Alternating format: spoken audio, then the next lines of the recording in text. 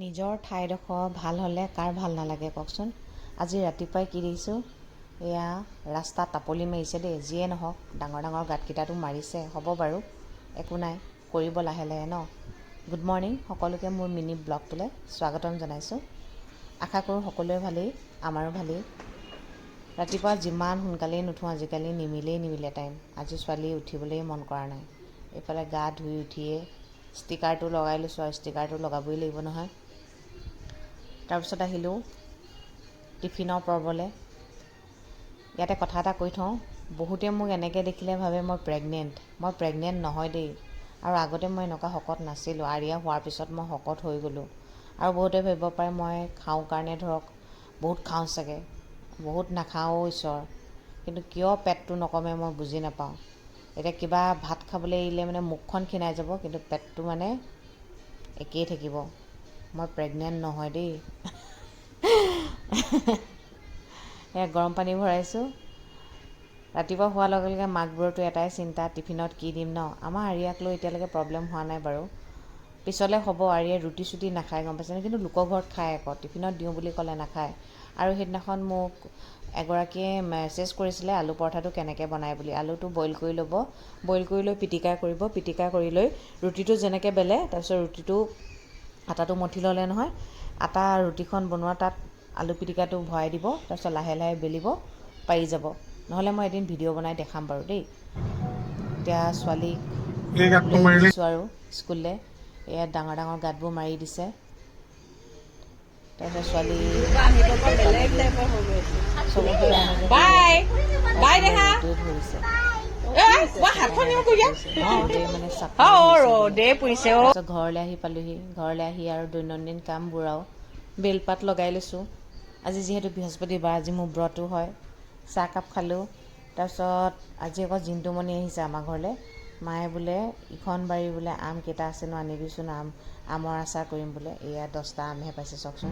মোৰ কাৰণে বাবা যে আছে, চাই বাবা যে আছে, এইটোৱে প্ৰমাণ। মই ভগৱানক কেতিয়াও একো বস্তু বিচৰা নাছিলোঁ, একোৱেই নিবিচাৰোঁ। মাত্ৰ মই বাবাক এটা কথাই কওঁ, বাবা শক্তি দিব আৰু বাট দেখাব। কিন্তু এটা বস্তুৱে বিচাৰিছিলোঁ, এই মানুহজনক বিচাৰিছিলোঁ যে বাবা মই যদি বিয়া হ'ব লগা আছে এইজনৰ লগতে হ'ম, যদি তেওঁক নাপাওঁ তেন্তে বিয়া নহওঁ।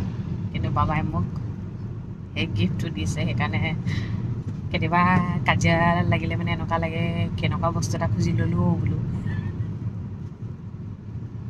ভাল লাগি থকা টাইমত মানে এনেকুৱা লাগে বাবাই মানে বৰ ধুনীয়া গিফ্ট এটা দিলে, আৰু যেতিয়া কাজিয়া লাগোঁ তেতিয়া এনেকুৱা লাগে, ইছ ৰাম ভগৱানক বোলো এইটোৱে বিচাৰিলোঁ, এইটোৱে দি দিলে নহয়, এনেকৈ মানে গমছেনে। সেইকাৰণে মই কওঁ, চবকা মালিক এক বুলি যে কয়, সঁচা কথা। বাবাই কিন্তু চকু মেলি চাই বুজি পাইছেনে। মই মোৰ জীৱনত বহুত প্ৰমাণ পাইছোঁ, যদি আপোনালোকে বিশ্বাস কৰে তেন্তে মই ক'ব পাৰোঁ দেই, বহুত প্ৰমাণ পাইছোঁ।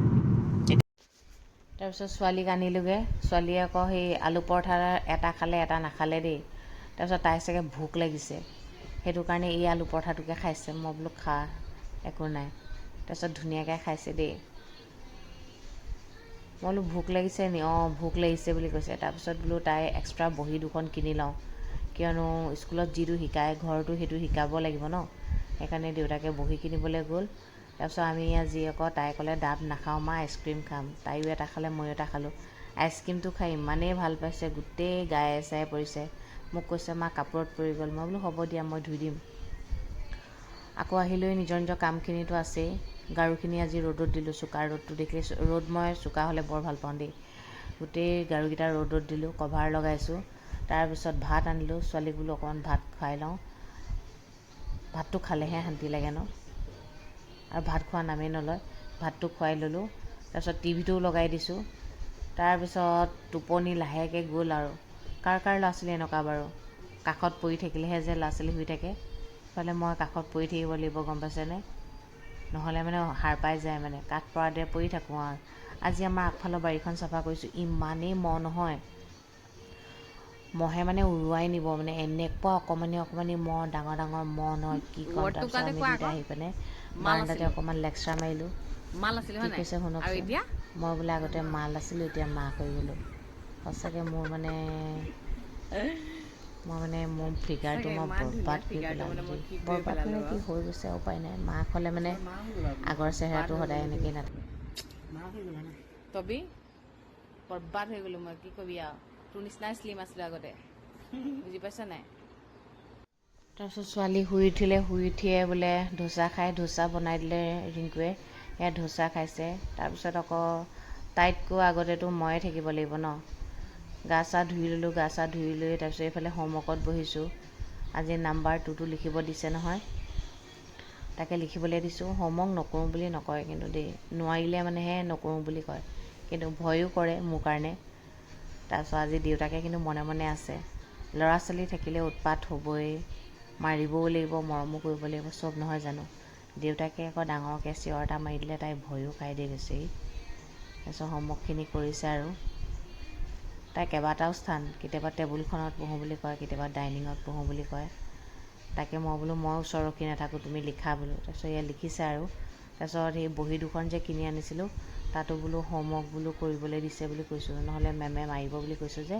এয়া ধুনীয়াকৈ লিখিছে দেই, নাম্বাৰ 1টো লিখিছে। হৈছে কৰা, মাজত মাজত এই ফুটটো য'ত দিয়া আছে তাত কৰিবা। অকণমান মৰম কৰিলে চব বুজি পায়, কিন্তু নোৱাৰিলে মানে খংটো উঠিবই ন, সেইটো আমিও জানো। আৰু পঢ়া টাইমত কিমান যে এঙতি ভেঙতি, তাৰপিছত লিখিব পৰাৰ পিছতে মানে আইতাকক মানে বহীখন দেখাবই লাগিব।